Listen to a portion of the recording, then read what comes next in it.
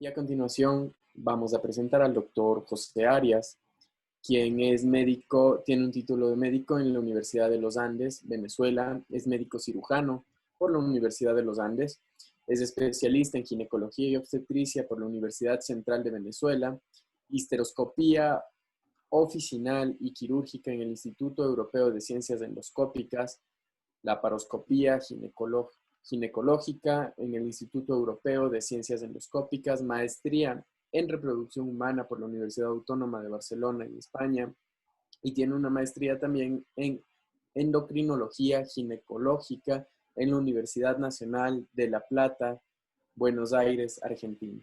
Doctor José Arias, sea usted bienvenido. En este momento puede compartir su presentación para iniciar la conferencia. A ver. Ok. Sí, me escucha. Así es, doctor. Se le escucha muy bien. Podemos iniciar. La pantalla también está compartida en su totalidad. Perfecto. Bueno, ante todo, de nuevo buenas noches. Hoy pues sí nos agarró el turno en mi hospital y estoy entonces conectándome con ustedes desde el sitio de trabajo. Realmente agradecido al comité organizador. Realmente me siento orgulloso de que me hayan invitado para poder participar de este magno evento. Sí que me gusta bastante el tema de la docencia y compartir con mis compañeros, con médicos, con residentes y con los pacientes lo que durante muchos años hemos ido recopilando. Eh, Bien, en el día de hoy entonces vamos a hacer como una continuidad al tema de que ya habíamos estado hablando el día miércoles. Habíamos dicho que íbamos a conversar hoy la segunda parte acerca de los efectos inmunológicos en pacientes con problemas por infertilidad. Quizás hablar de infertilidad en hipotiroidismo o hipertiroidismo, en líneas generales, pues quizás no tiene mucho problema para cualquier médico, no necesariamente tiene que ser endocrinólogo, tiene que ser ginecólogo. Pero cuando hablamos de subclínico, allí sí se prenden las alarmas y hay bastante disyuntiva entre qué es lo que se va a hacer o qué es lo que realmente aplica para este tipo de patología.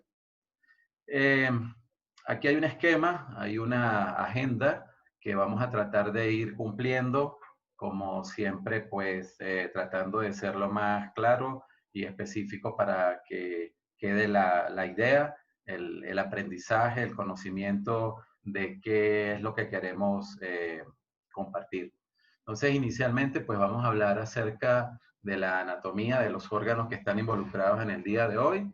Vamos a hablar de la anatomía y de la fisiología de la glándula tiroide y, por supuesto, de los ovarios, que es sobre lo que va a haber, digamos, la alteración que va a reflejarse en los problemas de fertilidad.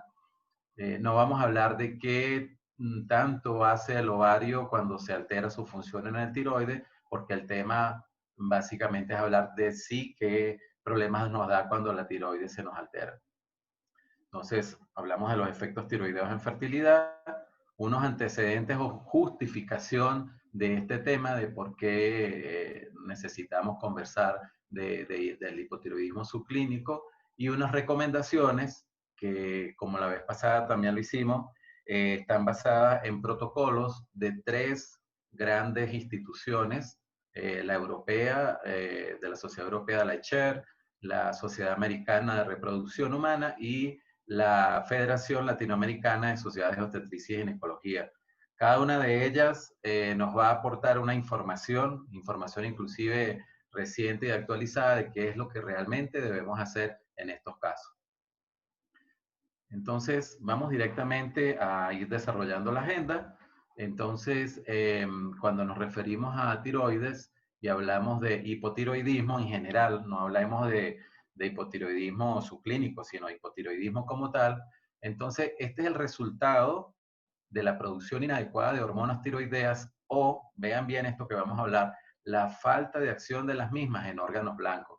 O sea, estamos hablando que probablemente una paciente, cuando le medimos sus niveles de T4 libre en sangre, vamos a conseguir que tienen niveles normales, pero cuando vamos a ver la TSH, que ya vamos a desglosar un poquito de qué se trata la TSH y por qué se forma, vamos a ver que la TSH no está en el rango en el que debería estar normal para que se corresponde con el nivel de la T4. Entonces, probablemente allí el problema no va a ser de la cantidad, sino de la calidad de hormona tiroidea que se está produciendo.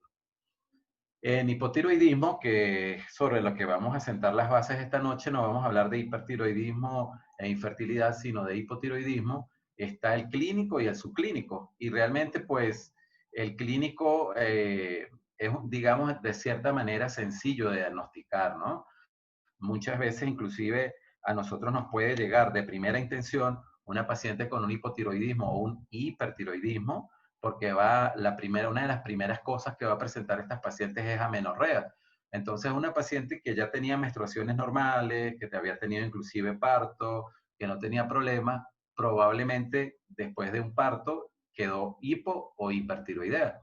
Y entonces esa paciente va a venir que después de 6 meses pasó su parto y no reinicia la menstruación.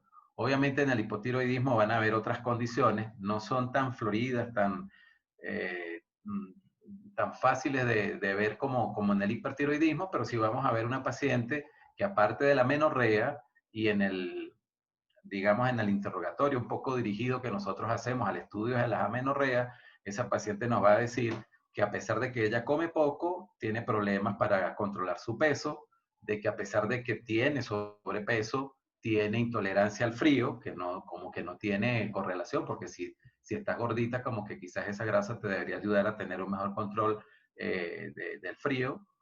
Va a tener hiperlipidemia y por ende va a ser una paciente con tendencia al sueño, a la letargia. Ella misma no se explica por qué si duerme tanto, se levanta y sigue con ganas de seguir durmiendo.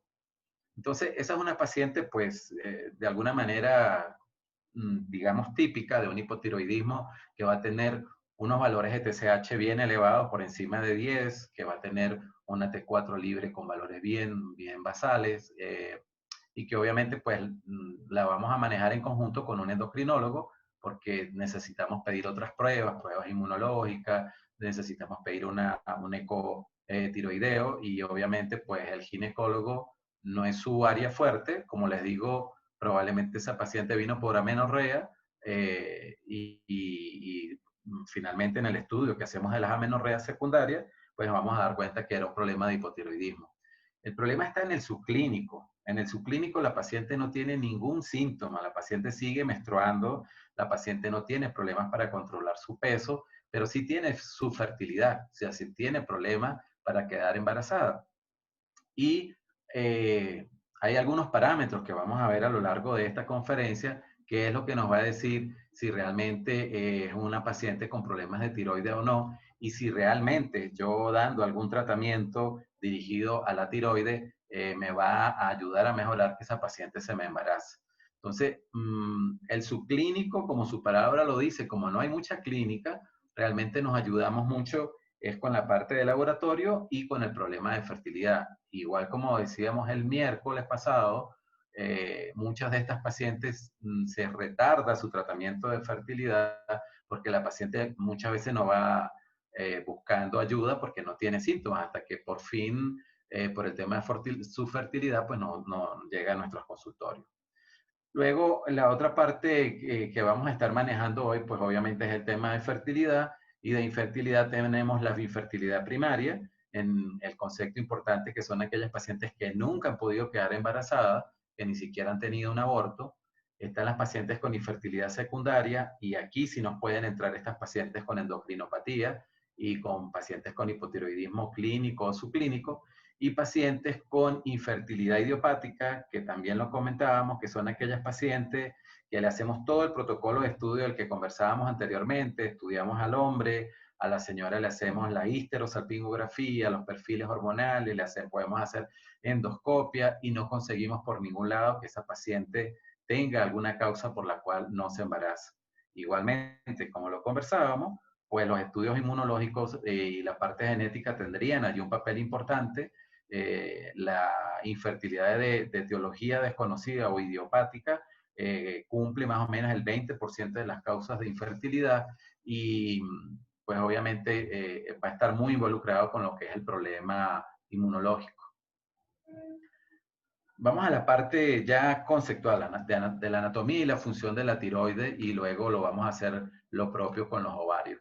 Entonces, fíjense, la tiroides es la primera glándula que se desarrolla en el embrión y tiene dos lóbulos que están situados a ambos lados de la tráquea, en la parte superior de la tráquea, los cuales están unidos por el istmo. Tiene unas estructuras internas, así como el ovario tiene folículos, la tiroide también, y a nivel de esos folículos se va a producir una hormona que es la tirosina, que tiene 4 átomos de yodo, y la triiodotironina, que tiene 3 átomos de yodo. La TSH, que ya ahorita lo vamos a ver un poquito mejor en otro esquema, se produce a nivel del hipotálamo, perdón, de la hipófisis, y esta va a ir a estimular directamente la glándula tiroidea para producir específicamente la T4 a través de la estimulación de la enzima tiroperoxidasa. Muy importante este concepto porque uno de los problemas inmunológicos que ya les voy a comentar están basados en problemas con esta enzima. La mayor parte de la producción de la tirosina es a nivel de la glándula tiroidea y de la T3 o la triiodotironina se va a producir por conversión de T4 a T3 en el hígado. Y bueno, este es el esquema que sí, digamos, es la estrella de la noche y que no debemos olvidar. Y de nuevo, es en donde empieza nuestra enseñanza del día de hoy. Fíjense, tenemos corteza, tenemos hipotálamo, hipófisis, esta es la base del cráneo, ¿ok? Y a nivel del hipotálamo vamos a tener unas conexiones de tipo vascular que van a llevar los neurotransmisores hasta la adenohipófisis. Esta es la hipófisis, y de la hipófisis pues se van a liberar los factores estimulantes tanto para la tiroide, para la glándula mamaria, para el ovario. Fíjense que en la adenohipófisis se van a concentrar varios factores liberadores de hormonas. Por tanto, si uno de ellos se altera, los demás también pueden tener una incidencia o una afectación. Por eso les decía que algunas de estas pacientes, en lo que es el hipo o el hipertiroidismo clínico como tal, que van a venir con problemas de amenorrea, es porque se ha alterado este sistema hipotálamo hipófisis órgano blanco, ¿ok?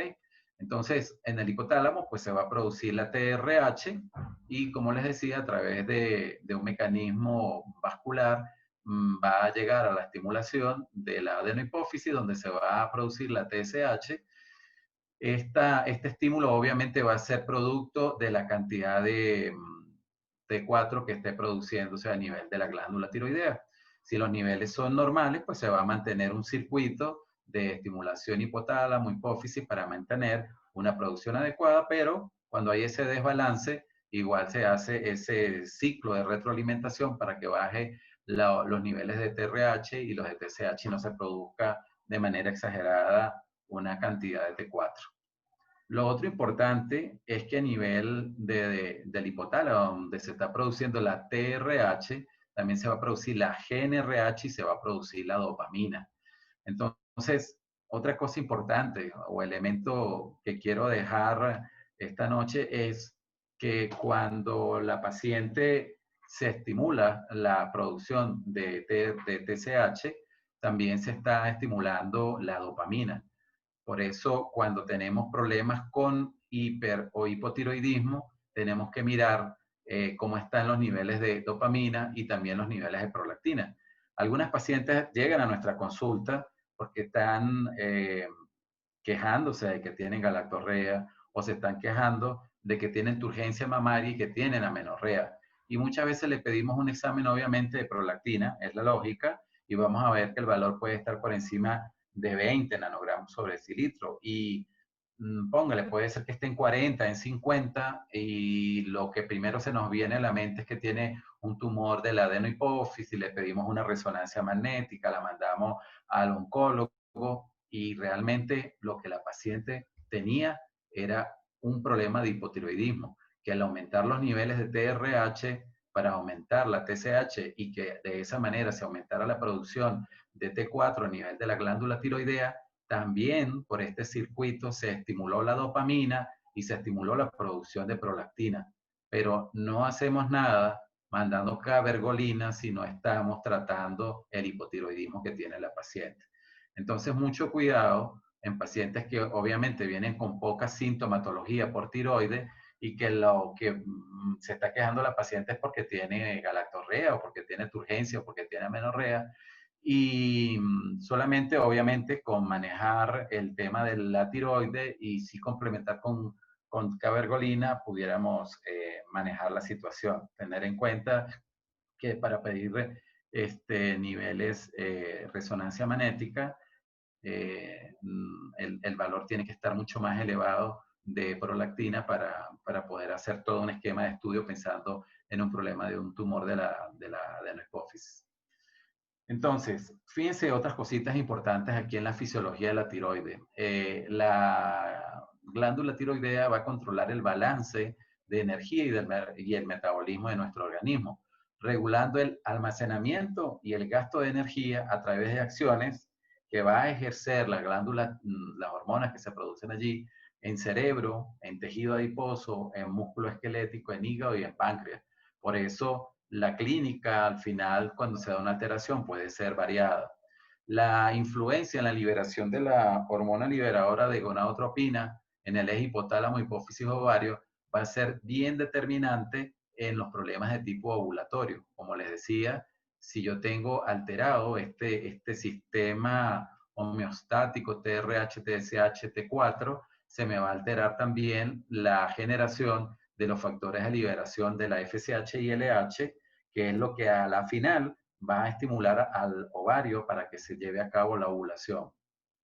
Las hormonas tiroideas pues van a modular el metabolismo y el desarrollo también a nivel del tejido ovárico, uterino y placentario. Y esto si tiene poco tiempo de conocerse porque se han ido consiguiendo receptores a nivel del endometrio, a nivel de una estructura que ya les voy a enseñar a nivel del ovario y a nivel de la placenta. Entonces, directamente sobre esos receptores, si hay una alteración en los niveles de T4 y T3, vamos a tener entonces que se nos va a alterar tanto la implantación, la ovulación y el desarrollo inclusive del sistema nervioso fetal. Bien, ya hablamos bastante de tiroides. Yo no soy endocrinólogo puro, sí tengo conocimientos en endocrinología porque mis 2 maestrías que he hecho, obviamente para fertilidad lo utilizamos bastante, como ustedes lo van viendo a lo largo de la exposición, pero vamos a hablar un poquito más de ginecología y vamos a hablar del ovario, ¿no? Fíjense, este es un ovario que hemos hecho un corte transversal. El ovario tiene 2 porciones, tiene una porción central que nosotros le llamamos la médula del ovario y tiene una porción periférica que es la corteza. Estas estructuras, si quiero que las vean detenidamente, fíjense que usted en una paciente puede tener al mismo tiempo el desarrollo de estructuras a diferente nivel. O sea, yo puedo conseguir que ya la paciente tiene una estructura que me dice que tuvo una ovulación, que es un cuerpo amarillo, o que ya está atrófico, en este caso lo vemos aquí, o podemos tener un cuerpo amarillo que recientemente se está formando producto de una ovulación reciente, o podemos tener la presencia del desarrollo de los folículos en diferentes escalas, ¿no? Entonces, la foliculogénesis pues no va a ser más que la maduración del folículo ovárico y que ese folículo es el que nos va a permitir que el ovocito que está dentro de él crezca, madure, salga en la mitad del ciclo menstrual a las trompas para que la paciente se pueda embarazar. La paciente va a tener folículos desde que está en el vientre de su mamá. O sea, va a tener estos chiquiticos aquí dentro del ovario que se llaman los folículos primordiales y que van a estar allí como dormidos hasta que llega la menarca. Cuando se forman, empieza el crecimiento por la estimulación de las hormonas y se van a convertir de folículos primordiales a folículos primarios.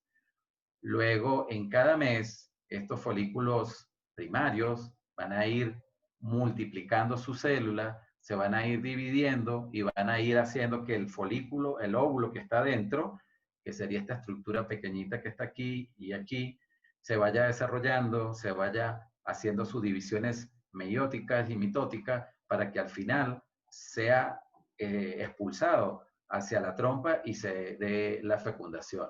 Entonces, ya en ese tema, pues vamos a tener folículos secundarios o preantrales, folículos terciarios o antrales y folículos de Gras, que ya es el folículo maduro, donde está el óvulo para salir a la trompa. Me detuve un poquito en esto, porque ya van a ver ustedes la influencia que tiene en estas estructuras foliculares. Entonces, tenemos lo que es, como les dije, el folículo primordial, el que está constituido solamente por una capa de células de la granulosa y el óvulo, que está allí como dormidito. Después vamos a tener el folículo primario, que sí va a tener un ovocito, pero ya las células de la granulosa, por el estímulo de las hormonas, van a empezar a modificarse, van a empezar a tener una forma cuboide y van a empezar a multiplicarse. Y en la medida que va avanzando el crecimiento de ese folículo, ojo, esto que estoy diciendo es solamente lo que pasaría en una paciente de una regla a otra regla. O sea, de aquí en adelante, cuando ya hablamos de folículo primario a secundario y terciario, es el fenómeno que se da mes a mes a nivel del ovario. Entonces se van a formar las células de la granulosa, se van a formar las células de teca externa, teca interna, y sigue creciendo el óvulo dentro, pero se está a su vez como si fuera un hígado, como si fuera un páncreas, dentro de este folículo se van a producir tanto estradiol como progesterona, se va a ir produciendo hormonas también masculinas, testosterona, y todo ese ambiente hormonal es lo que va a permitir que al final esta zona central del folículo se convierta ya en un folículo de Gras y se dé la ruptura como tal. Esto que tengo aquí, este esquema de la fisiología de la menstruación o de la función ovulatoria, ha ido mucho en boga por lo que se ha conseguido y lo que se ha visto que pasa, sobre todo para fertilidad. Fíjense, ¿se acuerdan de las células de la granulosa y las células de la teca? Entonces, a nivel, lo que primero va a pasar por estímulo hormonal es que por efecto de la FSH, que es una hormona, digamos que es la hormona folículo estimulante que se produce a nivel de la hipófisis, así como se formaba la TSH para la tiroides, para la maduración de los óvulos, lo primero que va a aparecer o que se va a incrementar en el día 2 o 3 del ciclo menstrual es la hormona folículo estimulante.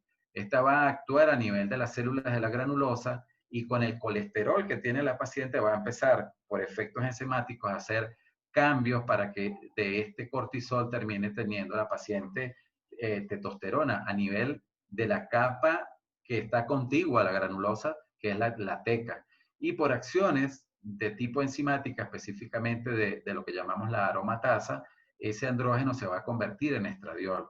De tal manera que internamente hay toda una serie de cambios y de modificaciones en base a la cantidad de cortisol y los estímulos hormonales que está recibiendo la paciente desde la hipófisis, del sitio donde también se estaba formando la TSH que va a estimular la tiroides.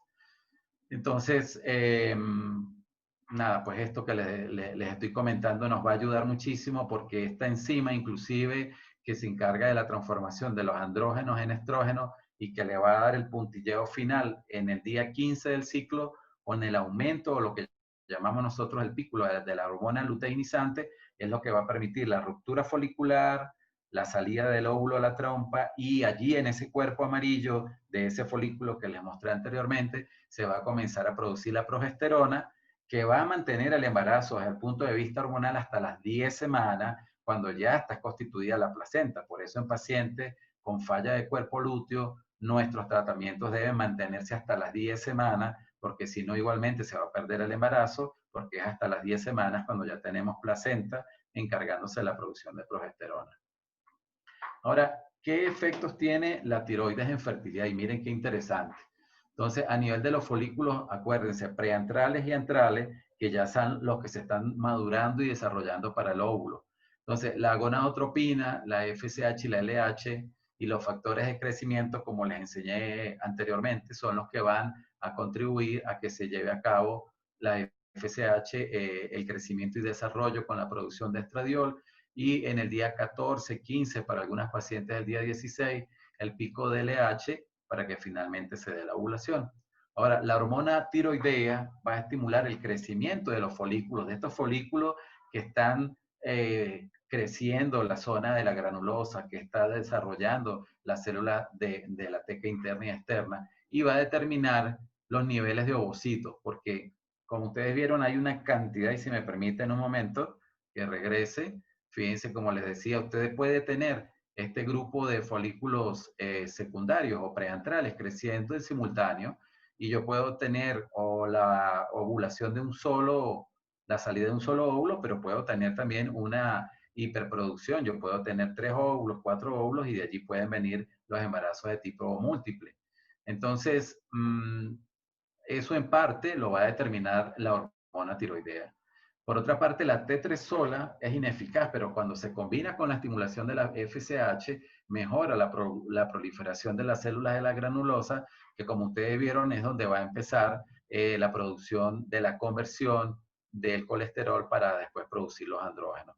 La mayor expresión de la TRH, la que se produce en el hipotálamo, se ha visto en diferentes trabajos que se hacen sus picos a nivel de la primera fase del ciclo folicular, en la fase temprana.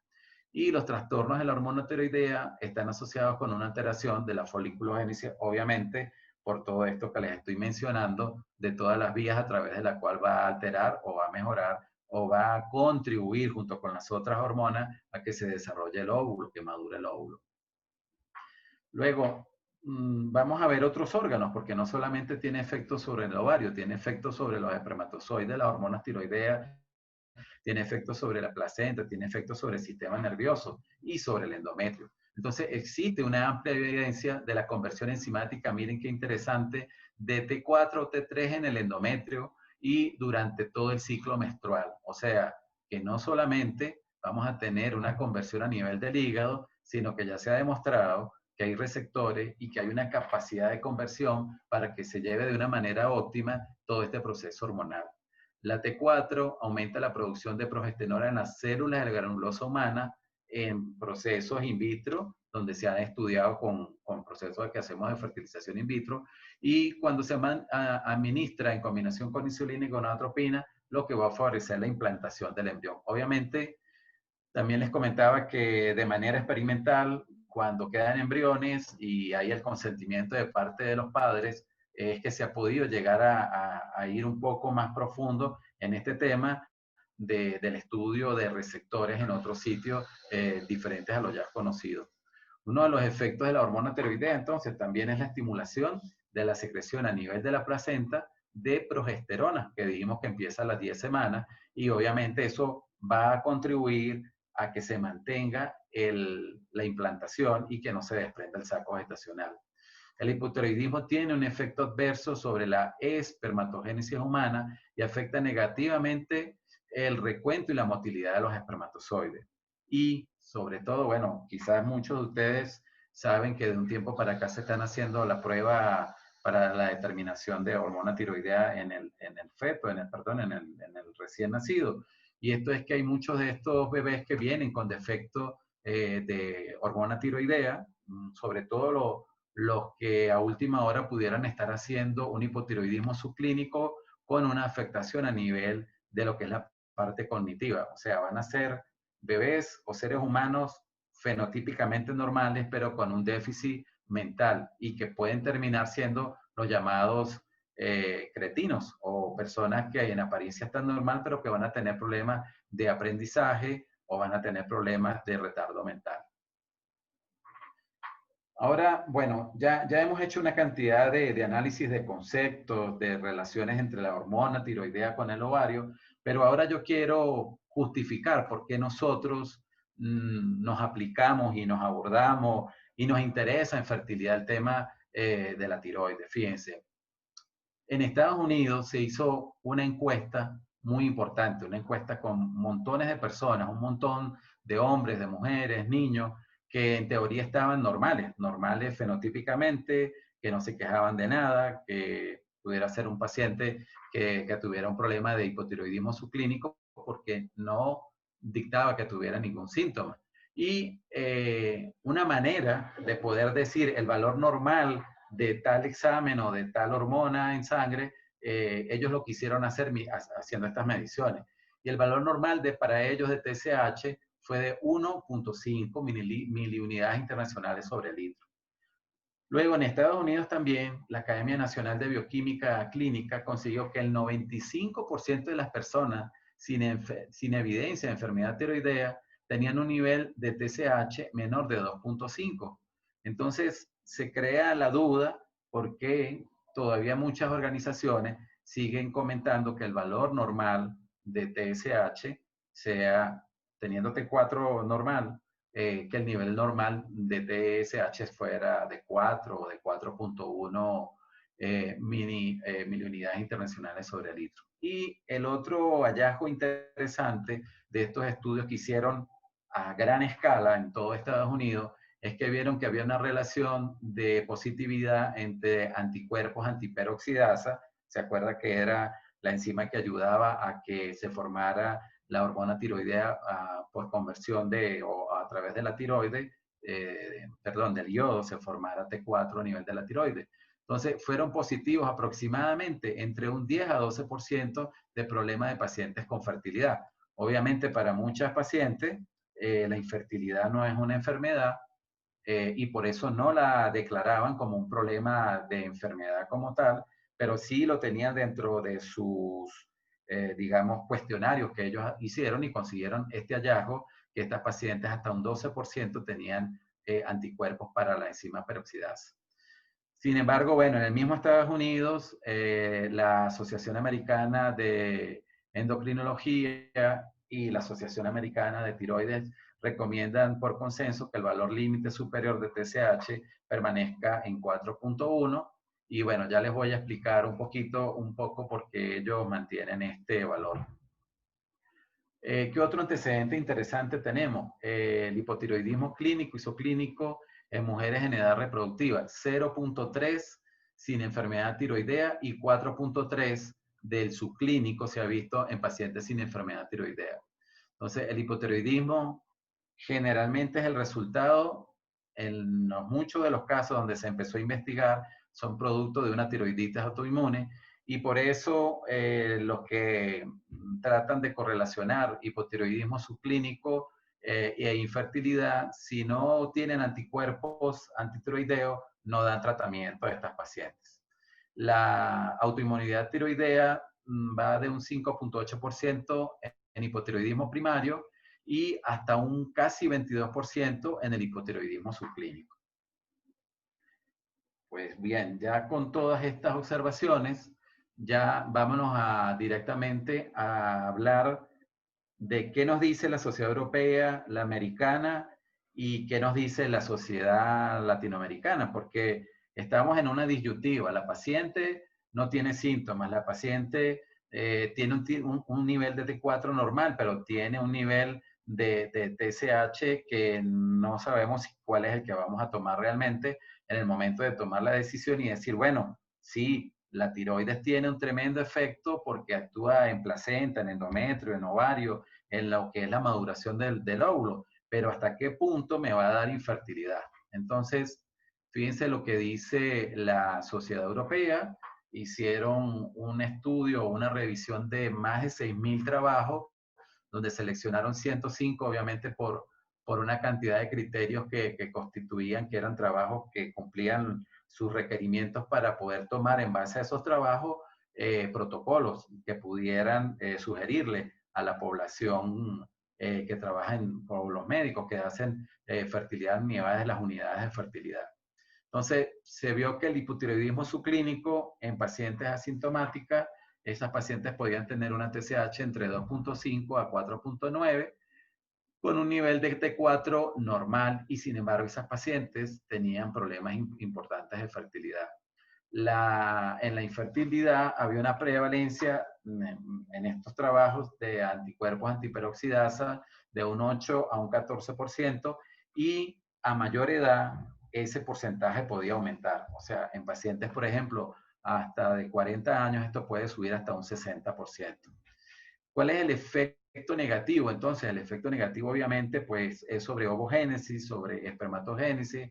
Había alteraciones en la calidad del endometrio, en la producción de progesterona, había problemas en la implantación, o sea, pacientes que aparentemente todo estaba muy bien, los embriones eran de muy buena calidad, en los casos de transferencia de embriones en las fecundaciones in vitro eran muy fáciles y sin embargo las pacientes no se embarazaban o sencillamente empezaron a ver que habían abortos a repetición en pacientes que de repente estaban con niveles de T4 normal, pero con niveles de TSH que rondaban 4.5, 5, y empezaron a tratarlas y vieron que esto mejoraba. Inclusive muchos trabajos también reportaron abrupto placentario y lo relacionaron o entre sus observaciones vieron que muchas de estas pacientes que tenían niveles de T4 normal y TSH en este rango también presentaban como complicación la toxemia. Obviamente no vamos a decir que el hipotiroidismo subclínico te produce preeclampsia, pero sí en esos estudios muchas de estas pacientes tenían asociado este problema, que probablemente, bueno, más adelante los estudios nos dirán si también tiene alguna importancia en el tema de la penetración de la placenta cuando se está haciendo la invasión a nivel del miometrio. Entonces, por todos estos elementos que consiguieron en estas investigaciones, justificaron el uso de hormona tiroidea en el hipotiroidismo subclínico en pacientes portadoras de anticuerpos antitiroideos y que tenían abortos a repetición o problemas de infertilidad. Luego la Sociedad Americana, pues para ellos el hipotiroidismo subclínico igual son pacientes asintomáticas, pero con una TSH que estaba sobre el rango de más de 4, 4.1, con una T4 normal. En la Sociedad Americana, la incidencia que consiguieron ellos en los trabajos está una relación con hipotiroidismo subclínico hasta de un 8%. Los requerimientos de hormona tiroidea están aumentados tanto con la edad como en el embarazo. Y aquí hago un paréntesis que es bien importante y que todos los trabajos día a día lo reflejan, que los niveles de TSH en la paciente embarazada por trimestre es diferente, que en el primer trimestre el valor normal por todos los estudios que hizo, los estudios de pacientes sanas, consiguieron que era en el primer trimestre menos de 2 hasta 2.5, en el segundo trimestre 3 y en el tercer trimestre no debe ser la TSH más de 3.5 aunque la T4 sea normal. Por tanto, se debe hacer tamizaje de estas pacientes antes de que se embaracen, primer trimestre, segundo y tercero, y hacer los ajustes indicados. Y aquí les voy a comentar un poquito por qué la justificación que usan los americanos para tomar en cuenta el 4.1 y no el 2.5 que utilizamos la mayoría de las unidades de fertilidad como, digamos, nivel, digamos, de decir óptimo de TSH. Recuérdense que les decía al principio que la alteración puede ser en cantidad o puede ser en la calidad. Y yo puedo tener una T4 normal, pero si la calidad de esa T4 no es óptima para todas estas funciones que vimos que va al hígado, al páncreas, al cerebro, al tejido graso y obviamente al sistema reproductor femenino, entonces si ese nivel no era el óptimo, no se iba a poder desarrollar de una manera eficiente la hormona tiroidea. Entonces ellos dicen que lo que han visto en los trabajos es que hasta niveles de 4.1 no han visto impacto a nivel de lípido y a nivel cardiovascular, que lo han visto más a nivel de niveles de TSH por encima de 4.1 y obviamente por encima de niveles de un hipotiroidismo franco con niveles de TSH mayor de 10, pues los efectos sobre el control de grasa y cardiovasculares son más acentuados. Observaron entonces que había un aumento de abortos con TSH mayores a 2.5 asociados a anticuerpos positivos. Y es aquí donde entonces dobla un poquito el brazo la sociedad americana y dicen, mira, yo creo que sí tenemos que utilizar en pacientes que tienen infertilidad, en pacientes que tienen abortos a repetición, que tienen fallos de implantación, que tienen T4 normal, pero con una TSH por encima, perdón, de 2.5 miliunidades internacionales sobre litro, sí le voy a dar tratamiento con levotirosina. Solo que las dosis no van a ser de administración, no van a ser dosis tan altas de levotirosina. Entonces, la recomendación que da la Sociedad Americana de Reproducción es que si vamos a tener como tope la TSH en niveles de 2.5 para hablar de hipotiroidismo subclínico con T4 normal, porque se vio que está involucrado en anovulación crónica, en infertilidad de origen desconocido y en abortos a repetición, y los múltiples trabajos que observaron vieron que sí había mejoría en estos ítems sobre los cuales ellos basan la recomendación del uso de la levotirosina. Y bueno, finalmente la Federación Latinoamericana igualmente pues habla del hipotiroidismo subclínico en pacientes con eutiroideas con anticuerpos positivos, digamos eutiroidea por el tema de que la T4 está normal. Las investigaciones en Latinoamérica igualmente lo asocian a aborto recurrente, pero ellos le agregan aquí óbito fetal igual a bruto placentario, restricción de crecimiento intrauterino y neurodesarrollo, una afectación al neurodesarrollo fetal. Eh, por eso ellos justifican el uso de la hormona tiroidea. El 80% de pacientes hipotiroidea, pues hay que ir haciendo el ajuste de dosis, como yo les mencionaba antes del primer trimestre. Y una de las justificaciones que ellos ven es que cuando hacemos fertilización in vitro, los niveles de estradiol están bien altos.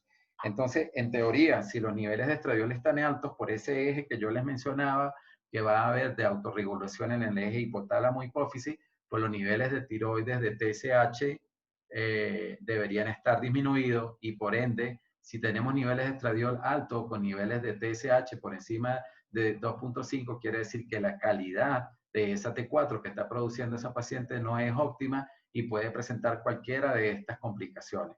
Una acotación bien importante es el tema de que ellos sí insisten en la presencia de los anticuerpos antiperoxidasa como para darle más soporte al tratamiento con levotirosina y se atreven a decir que si la TSH es mayor de 10, pues podemos hacer un cálculo a 1.6 microgramos por kilo día, pero si los niveles son de hipotiroidismo subclínico, o sea, menores de 10 o que estén por encima de 2.5, podemos empezar con una dosis baja de 25 microgramos por día y podemos llegar hasta 75, 100 microgramos. Obviamente va a depender, si yo tengo una paciente que tiene 5 o 6 de TSH o que tenga una T4 libre normal, pues no voy a empezar con 25, probablemente voy a empezar con 25 microgramos, pero los controles deben hacerse cada 4 a 6 semanas. O sea, yo no le puedo empezar a la paciente levotirosina hoy y la semana que viene le voy a dar inhibidores de la aromatasa para inducir la ovulación y ya con eso yo pienso que la paciente se me va a embarazar o que no va a abortar. Lo ideal es que, como todo lo que hemos dicho, la paciente antes de ir a un protocolo de tratamiento de fertilidad, llámese algo sencillo, de relaciones dirigidas con estímulos hormonales o a in vitro con donante, inclusive de óvulos o de semen, esta paciente debe tener todos los estudios hormonales, esta paciente debe tener todos los estudios de tipo endoscópico para garantizar de que cuando esa paciente inicie ese embarazo no se vaya a perder porque tenga, por ejemplo, un hipotiroidismo subclínico, porque inclusive esa paciente pudiera embarazarse, pero presentar cualquiera de estas complicaciones. Entonces, la idea es que el hipotiroidismo subclínico, fíjense cómo muchas instituciones, muchas organizaciones han tenido que hacer sendas revisiones, han tenido que aglomerar una gran cantidad de información para poder decir, este es el límite y si lo vamos a usar y si sirve. No estamos diciendo que sea la causa número uno de productora de infertilidad, pero cuando usted suma que tiene un semen que no se mueve bien, que tiene una paciente con ovario poliquístico, cuando tiene resistencia a la insulina, si usted le agrega que tiene un nivel no óptimo de TSH porque tiene una hormona tiroidea de mala calidad, pues obviamente no se nos va a embarazar la paciente o va a seguir haciendo los abortos y lo que no queremos es que esa paciente, aparte de no tener un bebé en casa, que es digamos, el norte de los que hacemos fertilidad, no es que se embarace y tenga 4 abortos y yo digo, soy un éxito, la paciente la embaracé 4 veces, pero no tiene bebé en casa. Lo que queremos es un bebé en casa de término, en buenas condiciones y que su sistema nervioso sea óptimo para que se pueda defender en la vida como todos nosotros. Con esto, bueno, termino mi exposición. Espero haberles dejado la inquietud y que hayan aprendido un poquito de la parte de lo que es inmunología y el rompecabezas que en algún momento es para los que hacemos fertilidad. Muchas gracias. Muchísimas gracias, doctor Arias, por su excelente ponencia. La verdad, pues sí, pues el gusto por la educación médica continua y por la docencia, pues creo que es mutuo, así que realmente le agradezco mucho por esta ponencia. Bueno, mientras nos colocan preguntas en el auditorio, yo quería hacerle una.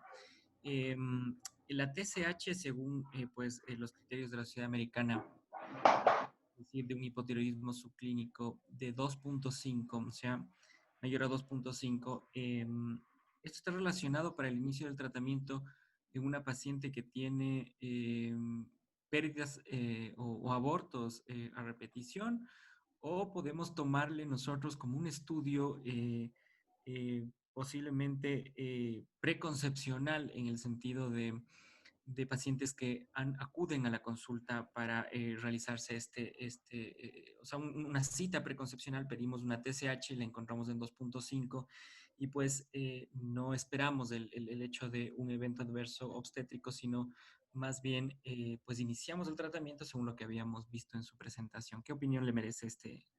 Claro, claro, sí.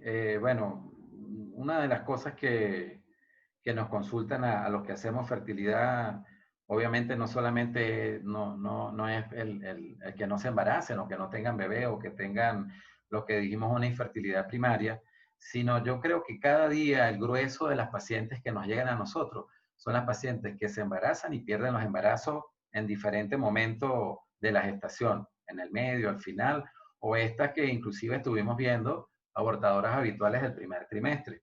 Entonces, sí hay un protocolo, ¿no? Hasta no hace mucho el que tenía más peso era la parte genética, pero eso ha ido cayendo. Ya la genética, lo que se ha demostrado es que apenas pudiera ser el 5% de la causa de abortos a repetición.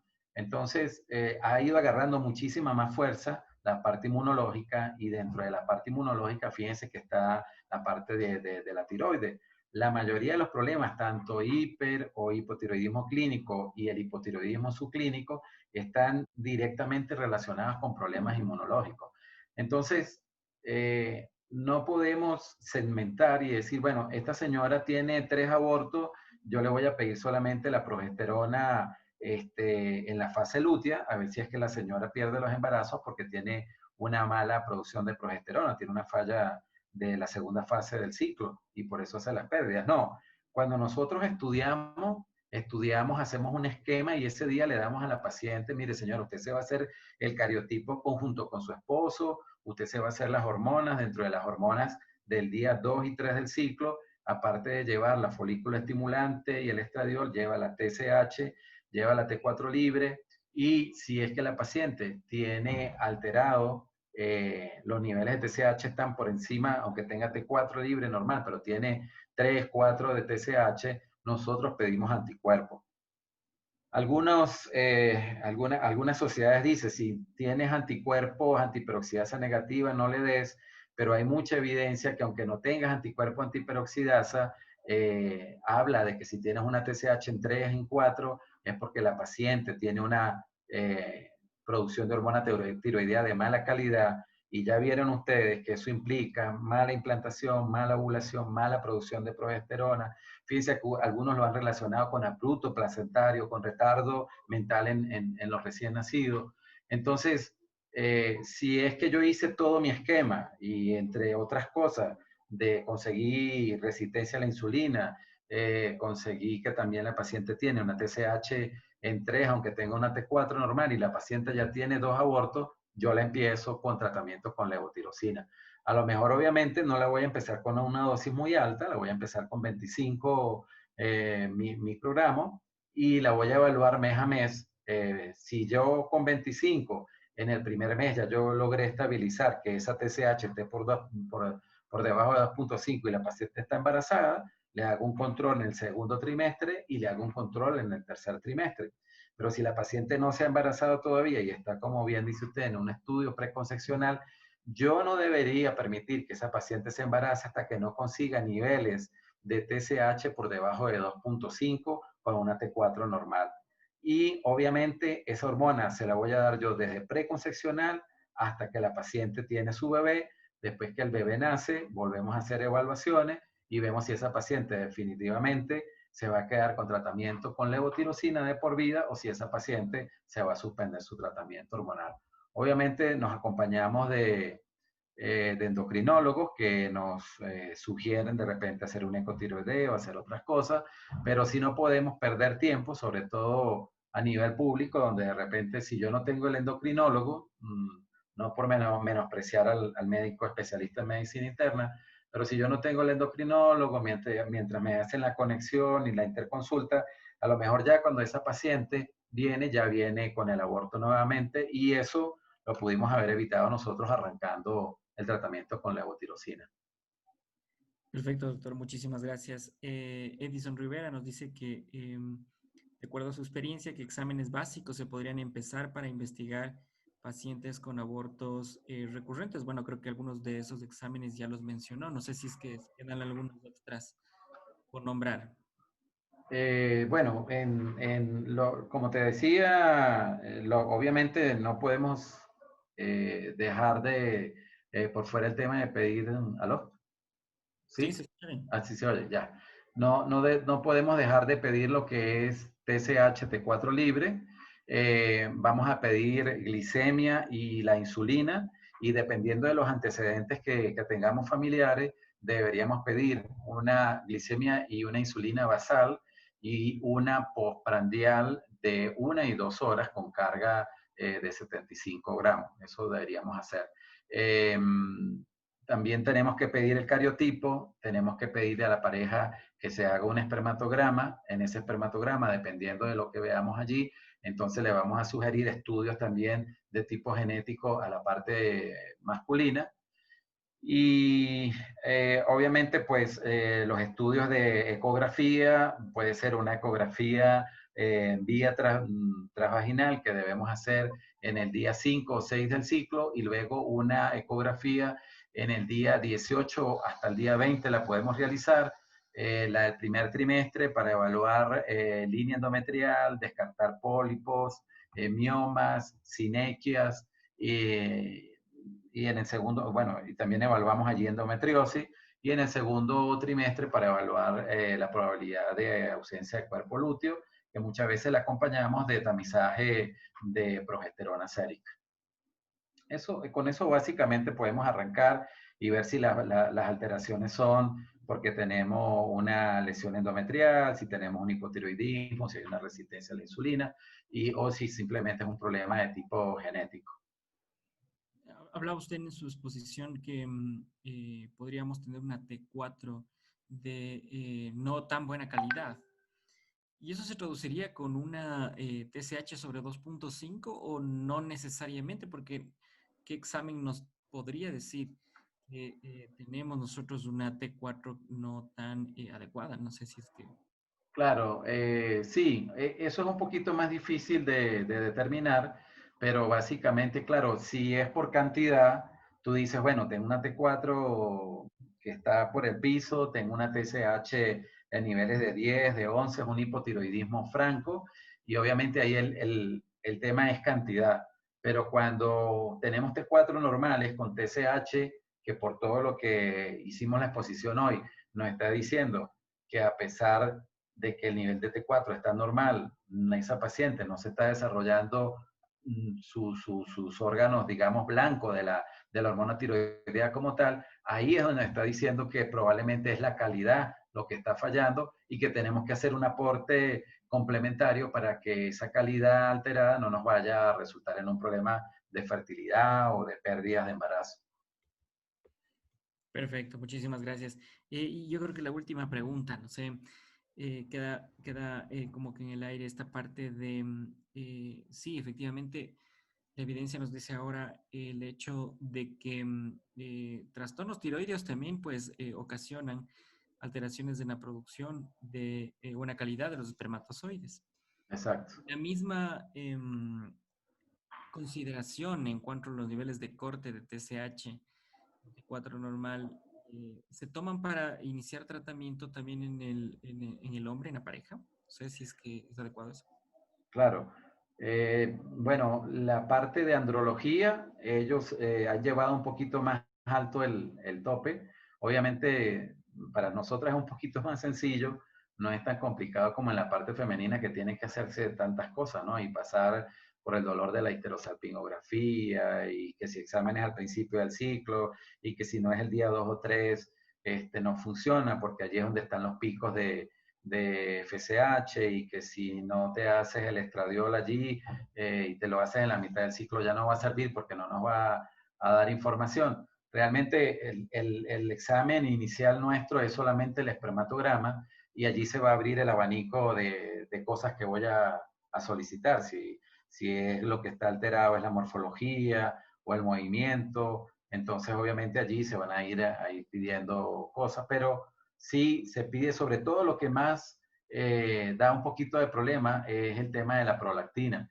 Y parece curioso, pero más que a veces que el tiroides como tal, lo que da más problemas de fertilidad, problemas de disminución en el volumen, en el volumen total de esperma, es los problemas con hiperprolactinemia. Entonces, en tiroides en el hombre no vemos tanto problema como vemos con hiperprolactinoma. Por eso, cuando vemos el espermatograma alterado, sí lo que acostumbramos a hacer los ginecólogos es pedir los perfiles, bien sea hormonales, inmunológicos o de infección, para ya referírselo al urólogo que hace andrología y él se va a encargar de la parte masculina. En los sitios donde yo he estado estudiando y trabajando, la parte masculina la maneja el andrólogo y nosotros lo que inicialmente solamente tomamos en cuenta el espermatograma es para ver si ese factor está influyendo, porque recuérdense que habíamos dicho que era el 30% de las causas de infertilidad. Entonces yo no puedo abocarme de entrada a decir, no, yo voy a estudiar solamente la señora porque yo soy ginecólogo y el señor cuando pueda que vaya al urólogo a ver qué le dice. De hecho, a los urólogos parece que no les gustará mucho el tema de fertilidad porque la mayoría te esquiva el tema. Cuando tú ves que hay, por ejemplo, lo que veíamos de la aglutinación y de la falta de movilidad, no le mandan nada al paciente, no lo estudian. Entonces, a veces a uno le toca intervenir más porque hay un poquito de falla de preocupación, quizá en la parte de urología, pero realmente son ellos los que deberían encargarse de ayudarnos en este tema, ¿no? Y hacemos un equipo junto con la gente, el genetista y junto con el endocrinólogo. Listo, muchísimas gracias por su excelente ponencia, doctor Arias. La verdad, pues hemos tenido hoy unas presentaciones de muy altísimo nivel y definitivamente no puede ser de otra manera su presentación. Muchísimas gracias, doctor Arias, un fuerte abrazo y Chévere. buenas noches.